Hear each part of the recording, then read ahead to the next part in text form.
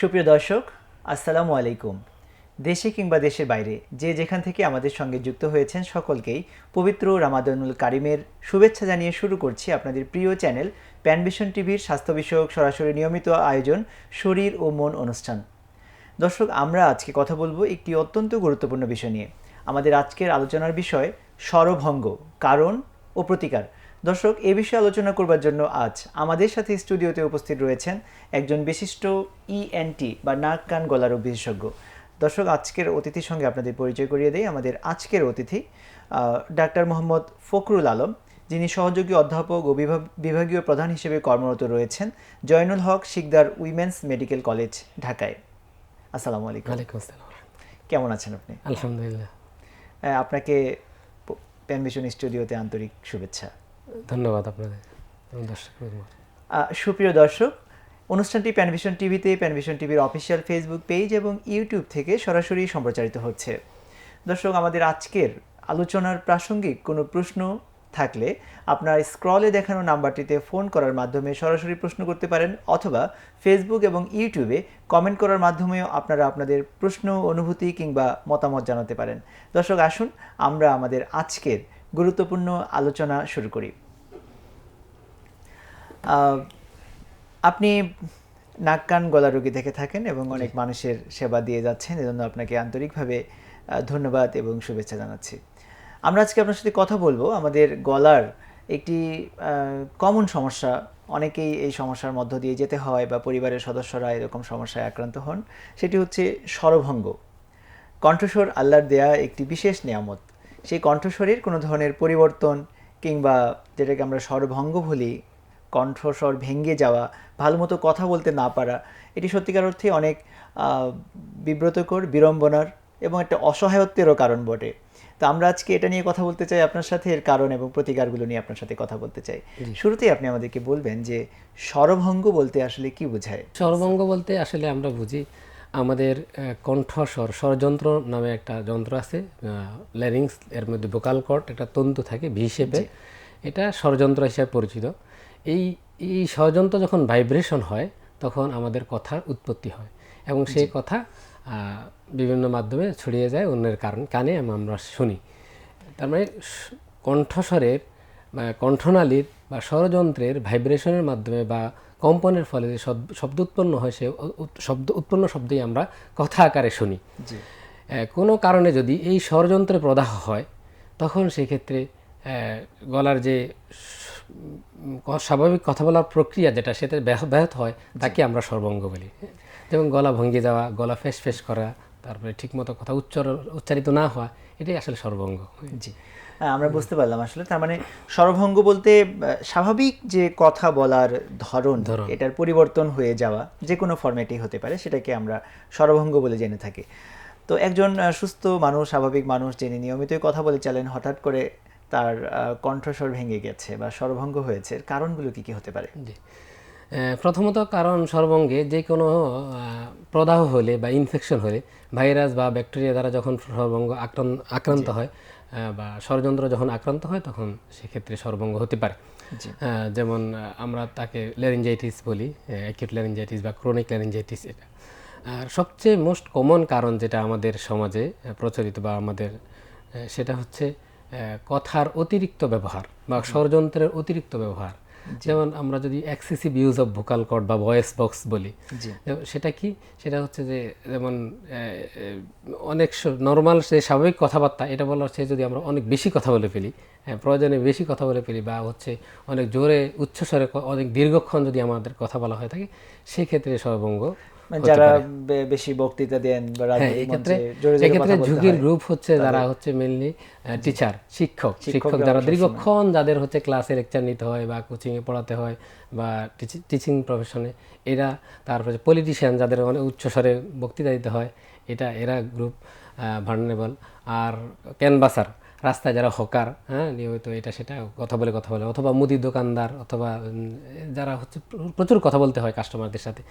এছাড়া হচ্ছে আরেক শ্রেণীর গ্রুপ আছে আমাদের মাদ্রাসা পড়ুয়া স্টুডেন্টরা, যেমন বিশেষ করে যারা হিপস পড়েন, তাদের ক্ষেত্রে হতে পারে তারা লম্বা সময় ধীরে কথা না বলে জোরে জোরে পড়তে হয়, চিকিৎসারা বলে যে জোরে জোরে পড়তে হয়। জোরে জোরে পড়ার কারণে, দীর্ঘক্ষণ পড়ার কারণে হচ্ছে তাদের কণ্ঠস্বর ভেঙে যেতে পারে। এটাই।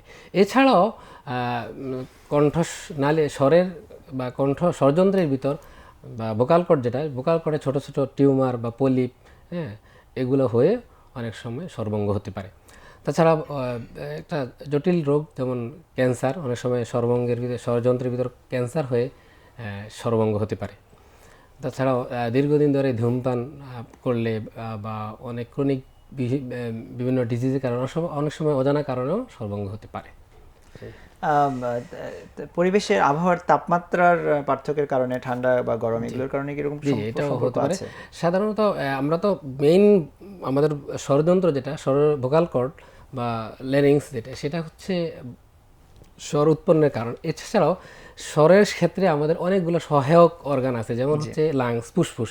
একটা ভালো স্বরের জন্য বা সুন্দর স্বরের জন্য হচ্ছে একটা সুস্থ ফুসফুস আবশ্যক। হ্যাঁ, এই ফুসফুস থেকে যেই বাতাসটা, সেই বাতাসটাই কিন্তু আমাদের যে লেরিংস বা ভয়েস বক্স আছে, ভয়েস বক্সকে কম্পন করে বা আলোড়িত করে, আন্দোলিত করে। এই ভালো ফুসফুস না থাকলে, যাদের ঠান্ডা থাকে, তাদের হচ্ছে ওই স্বরভঙ্গ হতে পারে। তাছাড়া সাইনোসাইটিস বা নাকের সর্দি বা অ্যালার্জি এবং গলার প্রদাহ, এগুলোও হচ্ছে স্বরভঙ্গে। দেখা গেল যে অনেকেই অনেক দিন ধরে বা একটা অল্প সময়ের জন্য হলেও কাশি, অনেক বেশি কাশির কারণেও আমরা দেখতে পাই যে অনেক সময় অনেকের কণ্ঠস্বর ঠিক মতো পড়ে কথা বলতে পারেন না। এটাও তো হতে পারে। হ্যাঁ, দীর্ঘ সময় কাশি হলে অনেক সময় ভিগোরাস কফ যেটা বলি আমরা, অনেক সময় লম্বা সময় কাশি বা এক্সেসিভ কফ হলে অনেক সময় ভোকাল কর্ডে চাপ পড়ে হিমোরেজ হতে পারে বা ভোকাল কর্ডে রক্তক্ষরণ হতে পারে। সেক্ষেত্রে হচ্ছে স্বরভঙ্গ হতে পারে। আমরা আসলে অত্যন্ত গুরুত্বপূর্ণ অনেকগুলো বিষয় জানলাম স্বরভঙ্গ সম্পর্কে। আপনি আমাদেরকে ঝুঁকিপূর্ণ গ্রুপদের সঙ্গেও পরিচয় করে দিয়েছেন। আপনি যেগুলো বলেছেন যে শিক্ষক, রাজনৈতিক নেতা যাদের বক্তব্য দিতে হয়, হেফজো মাদ্রাসায় যারা পড়ে, এর বাইরে কি আর কোনো গ্রুপের কথা বলতে চান? সিঙ্গার, গায়ক, যারা গায়ক, মূলত হচ্ছে তাদের কণ্ঠস্বরের উপরে যাদের ভর মানে চাপ দিতে হয় বেশি, তাদেরকেই মূলত, তাদেরই এইগুলো হওয়ার সম্ভাবনা অনেক বেশি থাকে। আমরা আসলে বুঝতে পারলাম বিষয়টি। তো এরকম স্বরভঙ্গ একেবারেই হয়নি এরকম মানুষ হয়তো বা পাওয়া যাবে না। নিশ্চয়ই আমরা এটুকু বিশ্বাস করতে পারি যে আপনি যদিও কিছু ভয়ঙ্কর রোগের কথাও বলেছেন যেটার কারণে হতে পারে, বেশিরভাগ ক্ষেত্রগুলোই তো বিনাইন বা যেটি জটিল পর্যায়ে যাবে না এরকমই তো হয়। তো কারো যদি স্বরভঙ্গ হয়ে যায়, তাহলে তিনি কি খুব বেশি আতঙ্কিত বা চিন্তাগ্রস্ত হয়ে যাবেন কিনা, না সেই সময় তিনি কি করবেন? মোটেও না। কারো যদি স্বরভঙ্গ হয়, সেক্ষেত্রে সবার প্রথম কাজ হচ্ছে সে আতঙ্কিত হবেন না। আমাদের ঘরোয়া কিছু রেমেডি আছে। প্রশ্নটির উত্তর নেব আপনার কাছে। একটু ফোন এসেছে, আমরা ফোনটা নিয়ে আসি। আসসালামু আলাইকুম দর্শক, কে আছেন আমাদের সাথে? জি, আপনার পরিচয় দিয়ে প্রশ্ন করুন। আমি ঢাকা থেকে বলছিলাম। জি, আমি হচ্ছে যে গান গাই। আমার গান গাইতে গেলে আমার গলায় যে একটা সমস্যা ফিল করি। জি, আমার এই করোনার এখানে হচ্ছে যে আমি যখন গানটা হাই পিচে উঠি, হ্যাঁ, হাইতে যখন গাই, তখন হচ্ছে আমার গলায় একটা নয়েজ আমি পাই আর কি। হ্যাঁ, এটা কন্টিনিউ, কিন্তু আমার কাছে মনে হয় যে আমার এখানে কোন একটা কফ টপ বা কিছু একটা মনে হয় বেঁধে আছে। যখন আমি একদম গলা একটু উপরে গাই, তখন আমার এই জায়গায় একটু স্মুথ থাকে না, যেমন কেমন যেন একটা নয়েজ। কিন্তু আমি ফিল করে হচ্ছে যে আমার গলা একজন একটু মনে হয় কিছু একটা লেগে আছে। সম্মানিত অতিথি, আমাদের সম্মানিত অতিথির কাছ থেকে হাই পিচে উঠতে আমার একটু কষ্ট হয়। এটা কোনো প্রতিকার আছে কি? আমরা সম্মানিত অতিথির কাছ থেকে প্রশ্নের উত্তরটি নেওয়ার চেষ্টা করি। আপনি প্রশ্নটি নিশ্চয়ই বুঝতে পেরেছেন। জি জি।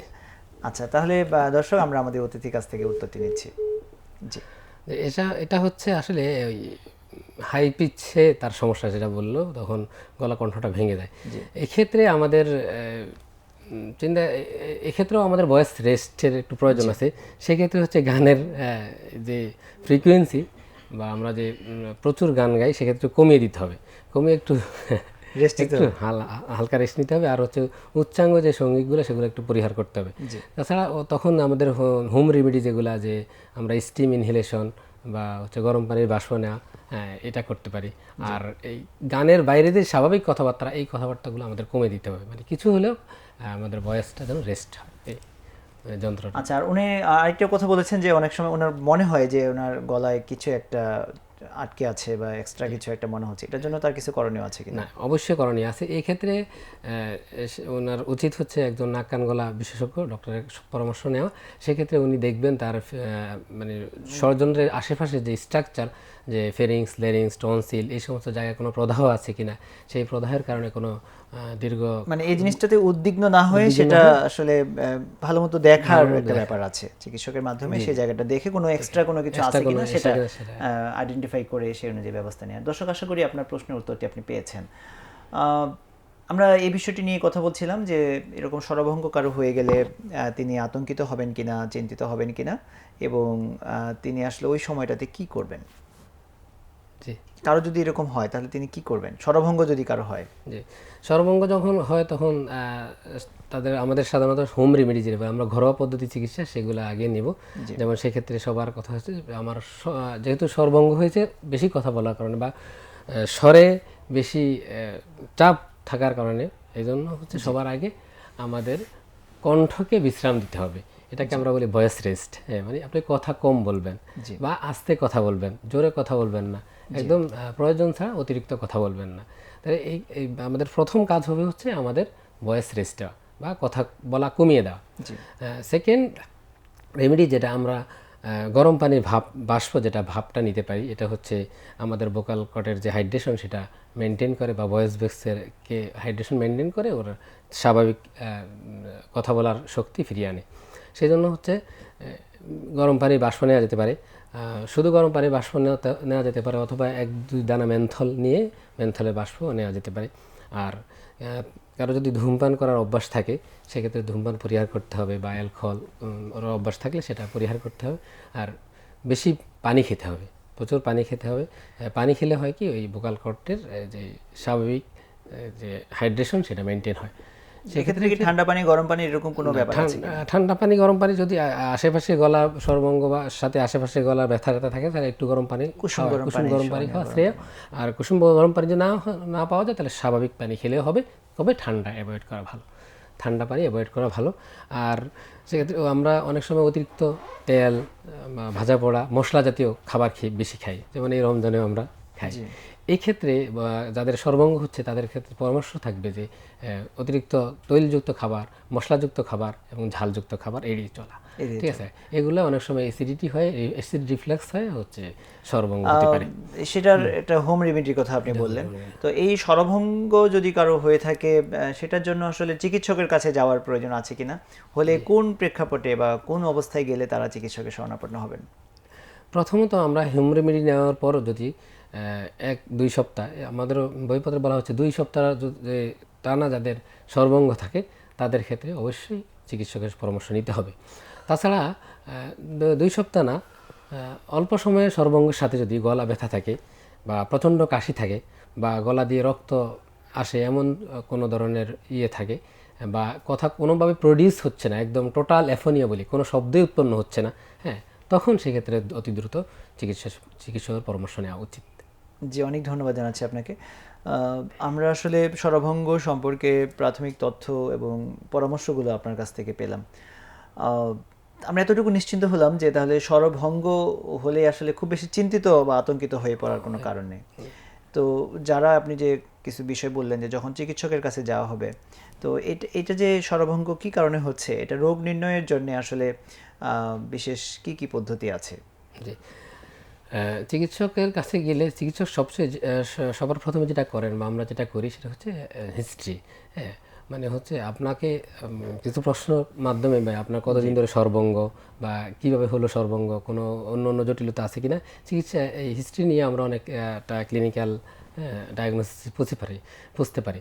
তাছাড়া হচ্ছে আমাদের স্বরযন্ত্র দেখার জন্য আমাদের কিছু পরীক্ষা আছে, যেমন ফাইবার অপটিক ল্যারিঙ্গোস্কোপি, FOL বলে।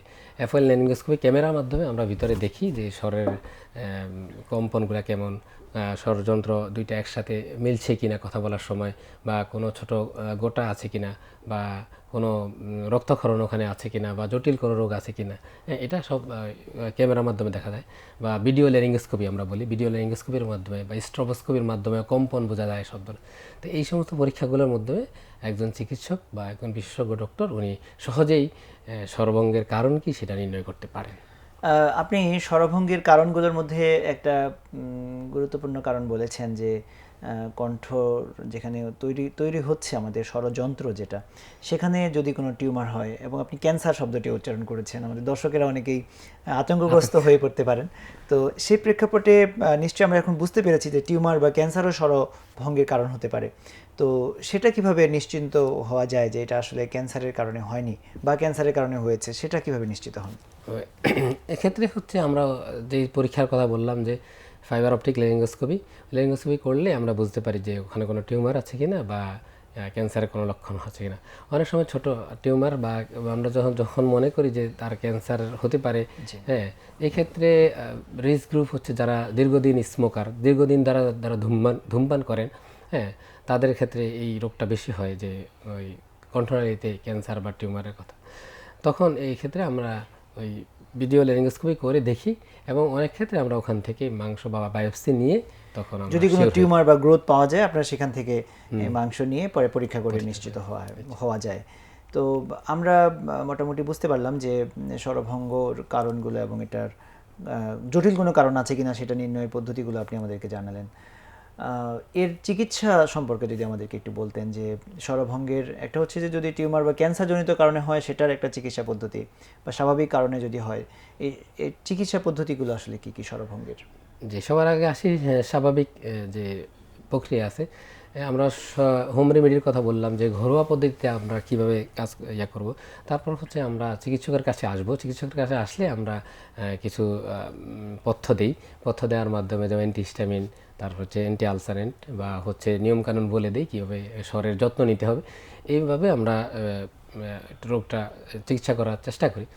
দেন হচ্ছে আমরা ওই পরীক্ষা করে যখন দেখি যে ছোট নডিউল আছে, এক্ষেত্রে ভোকাল কর্ডে এক ধরনের কমন একটা নডিউল পাওয়া যায়, যারা সিঙ্গার, টিচার, যেমন পলিটিশিয়ান, এদের ক্ষেত্রে ছোট গোটা একটা সরিষা দানার মতো অথবা মসুর ডালের মতো ছোট একটা গোটা হয়, এটাকে বললো আমরা ভোকাল কর্ড নডিউল বা সিঙ্গার্স নডিউল। যেহেতু সিঙ্গারদের বা গায়কদের বেশি হয়, সেক্ষেত্রে আমরা বলি সিঙ্গার্স নডিউল। এই সমস্ত ক্ষেত্রে আমরা ছোট একটা সার্জারির মাধ্যমে, মাইক্রোলেরিঞ্জিয়াল সার্জারি বলে, এই মাইক্রোলেরিঞ্জিয়াল সার্জারির মাধ্যমে সহজেই ওই ভোকাল কর্ড নডিউল বা টিউমার থেকে পরিত্রাণ পাওয়া যায়।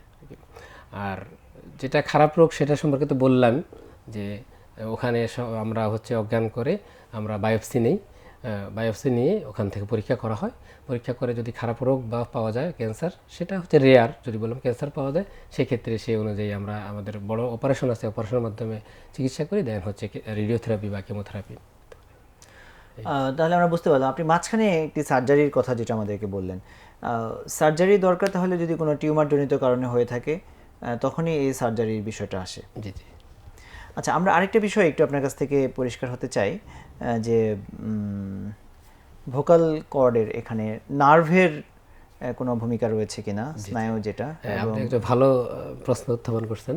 হ্যাঁ, ভোকাল কর্ডের নার্ভের অবশ্যই আমাদের হচ্ছে ভোকাল কর্ডকে যে সাপ্লাই দেয় সেটা হচ্ছে রিকারেন্ট লেরিঞ্জিয়াল নার্ভ, এক ধরনের নার্ভ। এটা মানুষ জীবনে খুব ভাইটাল একটা নার্ভ। এই নার্ভ যে কোনো কারণে যদি নার্ভ প্যারালাইসিস হয়, সেক্ষেত্রে হচ্ছে আমাদের স্বরভঙ্গ হতে পারে। হ্যাঁ, এই নার্ভের প্যারালাইসিস হওয়ার কতগুলো কারণ আছে। অনেক সময় ট্রমার কারণে হতে পারে, অনেক সময় সার্জারির কারণেও হচ্ছে এই নার্ভ ইনজুরি হতে পারে, অথবা অনেক সময় স্ট্রোকজনিত কারণেও হচ্ছে এই নার্ভ ইনজুরি হতে পারে। সেক্ষেত্রে হচ্ছে কণ্ঠ স্বরভঙ্গ হয়। দেখতে দেখতে আমাদের একটা বিরতির সময় হলো, আমরা বিরতির পরে আবারও আলোচনার বাকি অংশে ফিরে আসছি।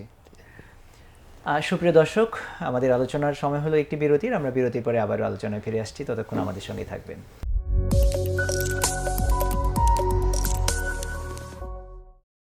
সুপ্রিয় দর্শক, বিরতির পরে আপনাদের আবারও স্বাগত জানাচ্ছি। আপনারা দেখছেন আপনাদের প্রিয় চ্যানেল প্যানভিশন টিভির স্বাস্থ্য বিষয়ক সরাসরি নিয়মিত সাপ্তাহিক আয়োজন শরীর ও মন অনুষ্ঠান। দর্শক, আমরা আজকে কথা বলছি আমাদের শরীরের অতীব গুরুত্বপূর্ণ, আমাদের মানুষের সঙ্গে কমিউনিকেশনের জন্য সবচেয়ে জরুরি এবং গুরুত্বপূর্ণ যেটা, সেটি হচ্ছে কণ্ঠ। এই কণ্ঠস্বরের যদি কোনো ধরনের পরিবর্তন হয়, তাহলে আসলেই অনেক বিড়ম্বনায় পড়তে হয়, বিব্রত হতে হয় এবং অসহায়ত্ব মনে হয়। আর তাই আমরা আজকে আলোচনা করছি স্বরভঙ্গ, কারণ এবং তার প্রতিকার নিয়ে। দর্শক, আজকে আমাদের সঙ্গে অতিথি হিসেবে উপস্থিত রয়েছেন জয়নুল হক সিকদার উইমেন্স মেডিকেল কলেজের নাক কান গলা রোগ বিভাগের সম্মানিত সহযোগী অধ্যাপক এবং বিভাগীয় প্রধান ডক্টর মোহাম্মদ ফখরুল আলম। আপনাকে বিরতি পরে আবারও স্বাগত জানাচ্ছি। স্বাগত। আপনি স্বরভঙ্গ নিয়ে আজকে আমাদেরকে অনেকগুলো গুরুত্বপূর্ণ তথ্য এবং পরামর্শ দিয়েছেন, এখনো দিচ্ছেন। আমাদের এই অংশে এসে আরও গুরুত্বপূর্ণ কিছু প্রশ্ন আমাদের আপনার কাছ থেকে জানার আছে। কণ্ঠস্বরের পরিবর্তন বা স্বাভাবিক কণ্ঠস্বর নয় এরকম অনেক সময় দেখা যায় যে এই যে আপনি যে কারণগুলো বললেন, এই কারণগুলো ছাড়াই বা এর বাইরে অনেকে জন্মগত কারণে অনেক সময় দেখা যায় যে ঠিকমতো কথা বলে না বা কণ্ঠ তার ঠিকমতো ফুটতে চায় না, মানে যেটাকে আমরা সাধারণ ভাষায় বলি ফ্যাসফ্যাসে কণ্ঠ বা এরকম আর কি। বিভিন্ন ধরনের কণ্ঠ, নাকি চিকন ছেলে মানুষ কিন্তু খুবই চিকন কণ্ঠে কথা বলে, এরকম অনেক ধরনের পরিবর্তিত কণ্ঠস্বরে অনেকে, এবং এভাবেই তাদের জীবন পার হয়ে যায়। এই ধরনের রোগী বা এই ধরনের মানুষ যারা আছেন, সেটার কোনো রিমেডি সম্ভব কিনা বা সেটা নিয়ে কোনো ধরনের তার ফলো আপের কোনো ব্যাপার স্যাপার আছে কিনা, যদি এই সম্পর্কে একটু বলতেন। জি, এটা গুরুত্বপূর্ণ এবং প্রশ্ন। এই ধরনের মানুষ যারা আছেন তারা কি চিকিৎসার মাধ্যমে তার স্বাভাবিক একটা কণ্ঠ ফিরে পাওয়ার সম্ভাবনা থাকে কিনা? জি, এক্ষেত্রে জন্মগত যে ত্রুটিগুলো থাকে সেই ক্ষেত্রে সবার আগে আমাদের কাছে আমরা পরামর্শ দিই, আপনি চিকিৎসকের কাছে আসুন, আমরা রোগটা নির্ণয় করি কী কারণে হচ্ছে, সেই রোগ নির্ণয় অনুযায়ী চিকিৎসা হয়। অনেক সময় আমরা ইনজেকশন প্রয়োগ করি, এখানে এই বাইরে থেকে ইনজেকশন দিয়ে সেটা চিকিৎসা করা হয় কণ্ঠ ঠিক করার। আবার অনেক সময় দেখা যায় সার্জারি লাগতে পারে, যেমন মেয়ে কণ্ঠ ছেলে কণ্ঠ, বা মেয়েদের মতো হয়ে যাচ্ছে কণ্ঠটা ছেলে। অনেক সময় আবার জন্মগত না হয়, অনেক সময় পিউবার্টাল সেন্স বা বয়সন্ধিকালীন সময় স্বরের পরিবর্তন হতে পারে। সেই ক্ষেত্রে আমরা সবার আগে রোগ নির্ণয় করি, যেই সমস্যা সেই স্পেসিফিক সমস্যা অনুযায়ী চিকিৎসা করি। কিছু ক্ষেত্রে হরমোনাল চেঞ্জ একটা ইস্যু থাকে, যেমন অনেক সময় হাইপোথাইরয়েডিজম বা থাইরয়েড হরমোনের কারণে গলা ফ্যাকাশে হতে পারে। সেক্ষেত্রেও আমরা যদি দেখি যে হরমোনের সমস্যা, সেক্ষেত্রে হরমোন দিই, বা আমরা যদি কারণটা বের করা যায় সেই অনুযায়ী চিকিৎসা করা কারণটা যায়। বের করে আমরা কি আমাদের এই ধরনের মানুষ যারা রয়েছে, আমরা রোগী বলতে চাচ্ছি না যেহেতু সেটা তার স্বাভাবিক জীবনের মধ্যেই তিনি এভাবে অভ্যস্ত হয়েছেন, যদি কেউ চায় যে তার কণ্ঠটা, যেমন ছেলে মানুষ কিন্তু কণ্ঠটা তার মেয়ে মানুষের মতো বের হচ্ছে আপনি যেটা বললেন, বা অনেকের কণ্ঠটা ফুটতে চায় না, মানে একটু ভাঙ্গা ভাঙ্গা কণ্ঠে সবসময় কথা বলেন, সেগুলো যদি তারা চিকিৎসা করাতে চান, আমরা কি এতটুকু আশ্বস্ত হতে পারি যে চিকিৎসার মাধ্যমে সেটা একটা স্বাভাবিক পর্যায়ে আসা সম্ভব? অবশ্যই অবশ্যই, সেক্ষেত্রে চিকিৎসার মাধ্যমে স্বাভাবিক জীবনে বা স্বাভাবিক কথা স্বরে ফিরে আসা সম্ভব। নাক কান গলা ডাক্তারের পরামর্শ নিতে হবে, এবং সেটার ছোটবেলায় যখন সমস্যা দেখা দিবে তখনই তো করা উচিত। তখন সাথে সাথে ছোটবেলায় সমস্যা দেখা দিলে সাথে সাথে আসতে হবে, আমরা রোগ নির্ণয় করব। রোগ নির্ণয় করার পরে অনেক সময় আমাদের দেখা যাচ্ছে কোনো স্পেসিফিক কারণ নাই, সহজে কণ্ঠ যে নালী যেটা আছে, কণ্ঠনালীটা একসাথে মিলছে না, হ্যাঁ, এটা আমরা গ্যাপ থেকে যাচ্ছে, ফোনেটরি গ্যাপ বলি। এই গ্যাপ থাকলে বা অনেক সময় ছোটো ছোটো ছোটো গোটা থাকতে পারে বা অন্য অন্য কারণ হতে পারে, সেক্ষেত্রে আমরা সবার আগে স্পিচ থেরাপি দিই। হ্যাঁ, অনেক সময় আমরা একজন রোগ নির্ণয় করা হলে আমরা একজন স্পিচ থেরাপিস্টের কাছে পাঠাই, উনি নিয়ম অনুযায়ী থেরাপি দেন। অনেক সময় শুধুমাত্র থেরাপি দিলেই স্বাভাবিক কথায় ফিরে আসা সম্ভব হয়ে যায়। জি, আবার আপনি একটা সার্জারি কথা বলছেন যে কারো ক্ষেত্রে এক্ষেত্রে এরকম কন্ডিশনের ক্ষেত্রে সার্জারিও দরকার হতে পারে, এবং সেটার মাধ্যমে ভালো ফলাফল আসতে পারে। জি, অনেক ধন্যবাদ জানাচ্ছি আপনাকে। আপনি নার্ভের কথা যেটা বলছিলেন, যে রিকারেন্ট ল্যারিঞ্জিয়াল নার্ভ, এইখানে যে নার্ভটি রয়েছে, সে নার্ভের সমস্যার কারণে যদি কারো কণ্ঠস্বর ভেঙে যায়, আমরা হর্সনেস অফ ভয়েস বলি, ঠেস ঠেসে কণ্ঠ অথবা ভাঙ্গা কণ্ঠে কেউ কথা বলেন, সেটাকে কি আবার স্বাভাবিক কথায় ফিরে নিয়ে আসা সম্ভব কিনা? জি, অবশ্যই। এক্ষেত্রে নার্ভ, আমাদের দুইটা নার্ভ থাকে, যে রিকারেন্ট ল্যারিঞ্জিয়াল নার্ভ দুই পাশে থাকে। এক পাশে যদি কোনো কারণে প্যারালাইসিস হয় বা ইনজুরি হয়, সেক্ষেত্রে স্বর কথা বলা, কণ্ঠটা ভেঙে আসে, সে স্বরভঙ্গ হয়। আর দুই পাশে যদি নার্ভ ইনজুরি হয়, তখন মানুষের শ্বাস প্রশ্বাসের সমস্যা হয়, তখন সে নিঃশ্বাস নিতে পারে না। যদি কোনো কারণে এমন হয়ে যায় যে দুই পাশের নার্ভে তার সমস্যা, তখন আমরা ইমার্জেন্সি তাকে গলা ছিদ্র করি, ট্রাকিওস্টমি নামে এক ধরনের অপারেশন করে তাকে পুরো শ্বাস প্রশ্বাসের ব্যবস্থা করা হয়। আর থাইরোপ্লাস্টি নামে এক ধরনের অপারেশন আছে, সেই অপারেশনের মাধ্যমে যে নার্ভের প্যারালাইসিস ঘটিত যে সমস্যা আছে, সে সমস্যা সমাধান করা সম্ভব। যে অনেক ধন্যবাদ জানাচ্ছি আপনাকে। এই স্বরভঙ্গজনিত রোগী যারা রয়েছেন বা বিভিন্ন ধরনের স্বরভঙ্গের এই জটিলতায় অনেক সময় অনেকে ভুগতে হয়, এখান থেকে প্রতিকারের উপায় কি? প্রতিকারের উপায় সহজ। সবার আগে আমরা যদি কথা বলার যে কিছু ম্যানার্স আছে, যে স্বাভাবিক স্বরে কথা বলি, স্বাভাবিক ভঙ্গিতে কথা বলি সবার সাথে, তাইলেই সম্ভব। দেখেন, আমাদের ধর্মীয় দৃষ্টিকোণ থেকে আমরা বলি, আমরা সূরা লোকমানের 19তম আয়াতে বলা হয়েছে ওয়াকসিদ ফি মাশিকা ওয়াগদুদ মিন সাওতিক হিন্নাঙ্কারাল্লাহ সাওতিলা সাউল হামির। এখানে বলা হচ্ছে তোমার কণ্ঠস্বরকে নিচু করো এবং সুন্দরভাবে কথা বলো। এবং যারা উঁচু আওয়াজে কথা বলে তাদেরকে বলা হচ্ছে নিশ্চয়ই সবচেয়ে খারাপ আওয়াজ গাধার আওয়াজ, মানে গাধার সাথে তুলনা করা হয়েছে যারা জোরে কথা বলে। এই জন্য হচ্ছে আমাদের শুধু স্বাভাবিক আমরা যখন বন্ধু বান্ধবের সাথে কথা বলি বা ফ্যামিলিতে যখন কথা বলি বা হাজব্যান্ড ওয়াইফ বলেন, মা বাবা ছেলে মেয়ে, এই সব একসাথে যখন কথা বলি ফ্যামিলিতে, তখন আমাদের উচিত এই কোরআনিক এই ল্যাঙ্গুয়েজটাকে মেনে চলা, যে আমরা স্বাভাবিক প্রক্রিয়ায় কথা বলি। অনেক সময় জোরে চিৎকার কথা বলা আমাদের সবার অভ্যাস হয়ে যায়। এই অভ্যাসটা পরিহার করতে হবে। ঝগড়া করা, হ্যাঁ। আমরা অনেক সময় আমাদের কাছে পেশেন্ট আসলে অনেক সময় আমরা বলি ঝগড়া করছেন কিনা, দুষ্টামি করে বলি আর কি, ঝগড়া করেছেন কিনা।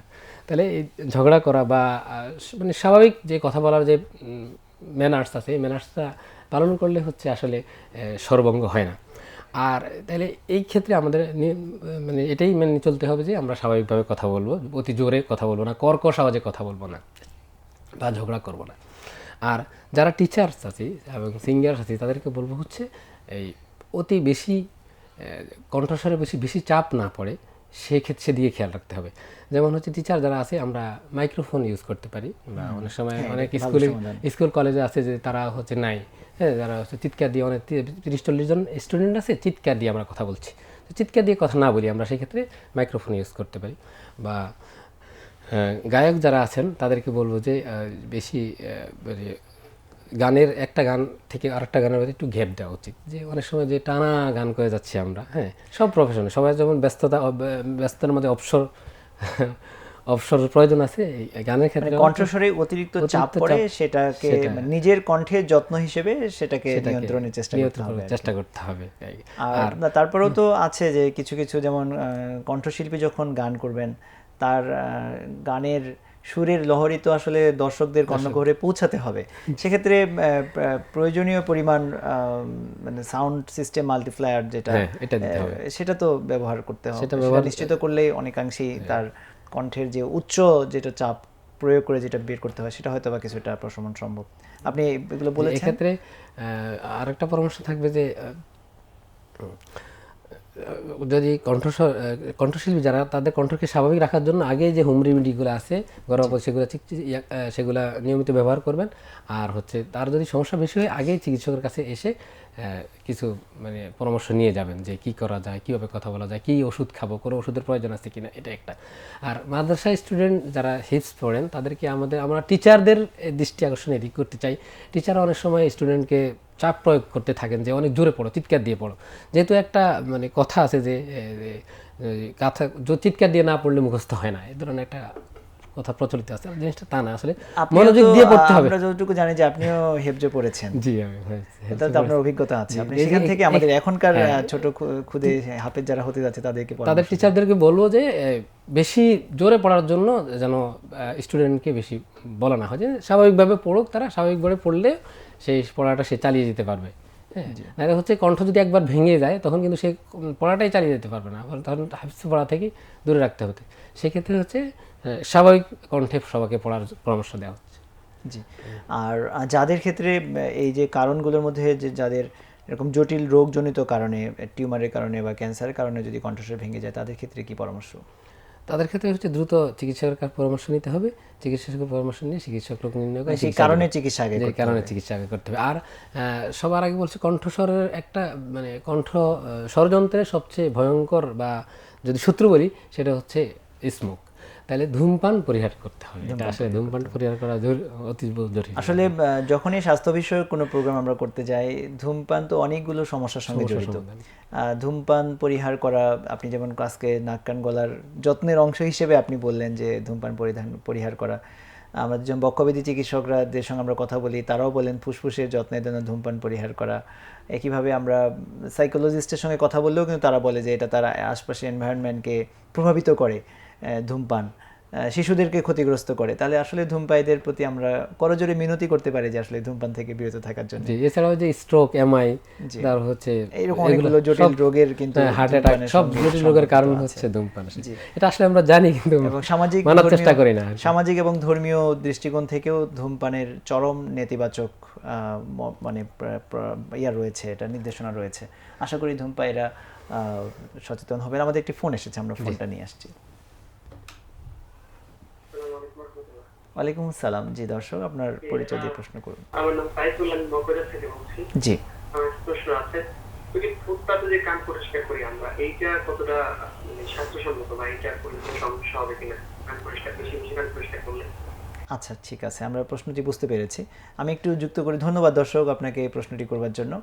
যদিও আমরা আজকে স্বরভঙ্গ নিয়ে কথা বলছি, কিন্তু প্রশ্নটি আপনার ডিপার্টমেন্ট বা আপনার সাবজেক্টের সঙ্গে খুবই প্রাসঙ্গিক। আপনারা কানেরও ডক্টর।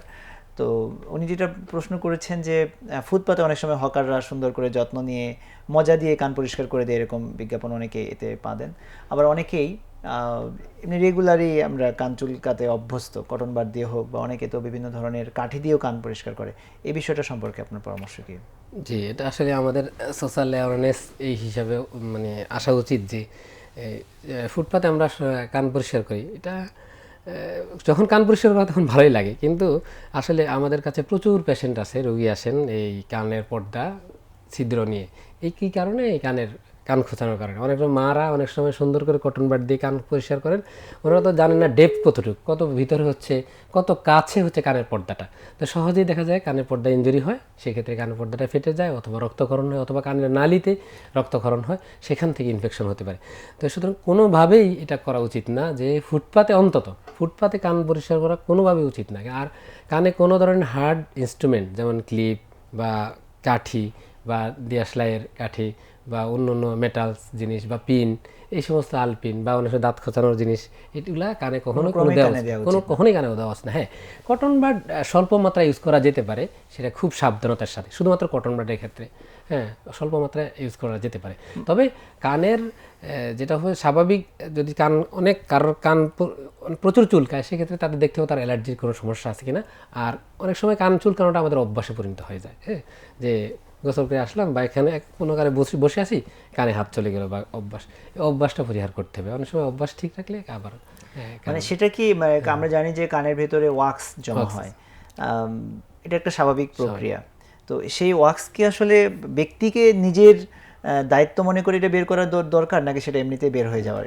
হ্যাঁ, ভালো আপনাদের নির্দেশনা কি এক্ষেত্রে? এক্ষেত্রে কানের যে ওয়াক্স, সেটা হচ্ছে আমাদের কানের যে নালী আছে, সেই নালীর চামড়া অথবা ঘাম অথবা ওখানের যে গ্রন্থি আছে, গ্রন্থির সিক্রেশন সব মিলে, বা বাইরের পরিবেশের ধুলাবালি সব মিলেই হচ্ছে কানে ওয়াক্স বা কানের ময়লা জমে। এই ময়লাটা স্বাভাবিক প্রক্রিয়ায় হচ্ছে বের হয়ে যায়। হ্যাঁ, কারো কারো ক্ষেত্রে এটা জমে থাকতে পারে, সেক্ষেত্রে শিশু অথবা বয়স্ক লোক, হ্যাঁ, যারা হচ্ছে হাইজিন মেনটেন করে না স্বাভাবিক, তাদের ক্ষেত্রে হতে পারে। সেই ক্ষেত্রে আমরা বলবো যে নাক কান গলা বিশেষজ্ঞের পরামর্শ নিন। আর আপনি যদি মনে করেন যে, বা যারা মনে করে যাদের বারবার হচ্ছে কানে ময়লা হয়, সেক্ষেত্রে আমরা একদম সহজ সমাধান দিয়ে দিই যে বাসায় অলিভ অয়েল আছে, সবার বাসায় থাকে, অলিভ অয়েল দিলে আমরা সমাধান সম্ভব। আমাদের প্রোগ্রাম শেষ করবো ইনশাআল্লাহ। আর দর্শক কি আছেন আমাদের সঙ্গে, আপনার পরিচয় দিয়ে প্রশ্নটি করুন। ওয়ালাইকুম আসসালাম। আমি তো ঢাকা থেকে বলছিলাম। জি। আমার একটা বিষয় একটু জানা, আমরা জানি যে আমাদের কমন জেন্ডার বা এই যারা আছে, হ্যাঁ, জি, এটা তো অবয়ের বিপরীত হয়। হ্যাঁ, ছেলে থাকলে একটা মেয়ে থাকলে ছেলে কণ্ঠ, এরকম একটা স্বাভাবিকতা। এখন কেউ যদি তার অবয়বগত ভাবে সে যেভাবে আছে, কণ্ঠটাকে কি চাইলে সে সার্জারি করে বা ট্রিটমেন্টের মাধ্যমে ওই কণ্ঠটাকে মানে নিয়ে আসতে পারে? মানে যে কোনো একদিকে সে মেয়ে অবয়বে হয়, সে তার কণ্ঠটা ছেলেদের মতো করে, এখন সে চাইলে কি মেয়েদের মতো করে কণ্ঠটাকে সার্জারি করে বা কোনোভাবে নিয়ে আসতে পারছি কিনা? আশা করি আমি যেটা বুঝতে চেয়েছি। জি, প্রশ্ন নিশ্চয়ই বুঝতে পেরেছেন দর্শক, আমরা বুঝতে পেরেছি। মানে আসলে তৃতীয় লিঙ্গের যারা রয়েছেন, তাদের ক্ষেত্রে কণ্ঠ যদি তারা কেউ চায়, তাদের কণ্ঠটা কিন্তু আসলে পুরুষ মহিলার মাঝামাঝি একটা কণ্ঠ অনেক ক্ষেত্রে থাকে, যেটা বোঝাই যায় যে, তো তারা যদি একদিকে থাকতে চান, বিশেষ করে এরা তো একটু ফিমেল ঘেঁষা বেশি হয়ে থাকেন, যে মহিলা কণ্ঠ যদি বানাতে চান, এটা করতে পারবেন কিনা? জি, এক্ষেত্রে সবচেয়ে গুরুত্বপূর্ণ আসলে ওনারা তৃতীয় লিঙ্গের যারা মানুষ আমাদের সমাজে অনেকটা অবহেলিত। এক্ষেত্রে ওনাদের আরও অন্যান্য হরমোনাল সমস্যা থাকে। শুধুমাত্র যে কণ্ঠের সমস্যা সেটা না, কণ্ঠটা আমরা দেখি। মেডিকেল ভাষায় যেটা জরুরি হচ্ছে অন্যান্য যে হরমোনাল সমস্যা বা বডির গঠনগত সমস্যা সেই দিকে নজর দেওয়া উচিত। আর কণ্ঠ যদি কেউ পরিবর্তন করতে যায় বা ছেলে কণ্ঠকে মেয়ে কণ্ঠ করতে যায় বা মেয়ে কণ্ঠকে ছেলে কণ্ঠ করতে চায়, সেক্ষেত্রে এটা অপারেশনের মাধ্যমে সার্জারি করে সম্ভব, তবে এখানে শরীয়তের কিছু দৃষ্টিভঙ্গি কিছু দৃষ্টিভঙ্গ আছে। প্লাস হচ্ছে আমি যেটা বললাম যে হরমোনাল অন্যান্য যে ইস্যুগুলা, তাদের বাসস্থান, তাদের হচ্ছে সামাজিক গ্রহণযোগ্যতা, এই দিকে নজর দেওয়া উচিত আসলে। সেক্ষেত্রে অনেক ধন্যবাদ জানাচ্ছি আপনাকে। আমরা দেখতে দেখতে আসলে অনেকখানি সময় পার করেছি আপনার সাথে। খুবই গুরুত্বপূর্ণ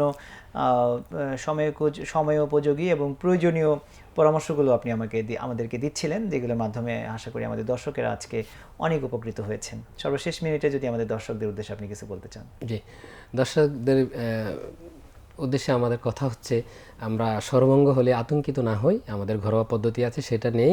আর যদি সর্বঙ্গ বা আমাদের স্ত্রীর সমস্যা হয়, অ্যাটলিস্ট 2 সপ্তাহের বেশি সর্বঙ্গ হয়, তো অতি দ্রুত নাক কান গলা বিশেষজ্ঞ ডাক্তারের কাছে যাই, এটা এক্ষেত্রে অবহেলা না করি।